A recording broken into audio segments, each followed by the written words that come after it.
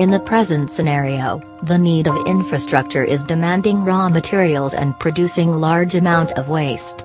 In India, more than 700 million tons of construction and demolition waste is generated every year. It is sometimes illegally dumped in nearby areas.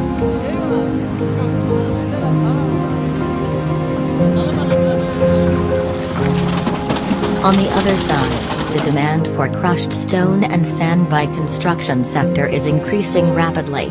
Now, aggregate comes from stone, which is a limited resource in the world, because as we use more and more aggregates, we are removing mountains, we are removing aggregates from quarries and making holes in the earth. We have another problem also, which is going to become bigger and bigger with time, is that we have a lot of buildings which have to be demolished. So we have to do something from concrete, and concrete normally is not a recycled material. So what we would like to do is have the possibility of reusing demolished concrete as much as possible in new construction. Now, if this is a wonderful idea, why has it not been used a lot? Is because we need a lot of energy to extract the aggregates from the old concrete. So this project looks at a way to utilize solar energy. Recycling of this concrete waste can provide a common solution for the management of waste materials as well as an alternative to supply of raw materials. The aim of our project is to completely recycle the concrete waste and to produce recycled stone aggregate and recycled sand. Conventional recycled aggregates are produced by crushing the concrete, and further water is being used to remove the dust from the surface of the aggregate. Whereas we are using heat to weaken the concrete, and further light mechanical rubbing is used to remove the attached mortar from the surface of the aggregates. You can see here the conventional recycled aggregates have more amount of attached mortar to their surface, whereas our recycled products are clean and the properties are comparable to the natural aggregates. Now, in this process, to bring in more sustainability, we are trying to change our heating mode from electric furnace to more sustainable solar energy. In the preliminary lab study, our recycled products have comparable properties to naturally available materials. And my experience has always been in converting ideas into products and plants and machinery all my career. And therefore I'm very happy to be getting involved in this initiative. A couple of things that seems to be of much great interest in this project is the fact that it has elements of sustainability, meaning in the recovery of resources, one of the important points that we need to take care is also the amount of energy that we spend to recover the material back.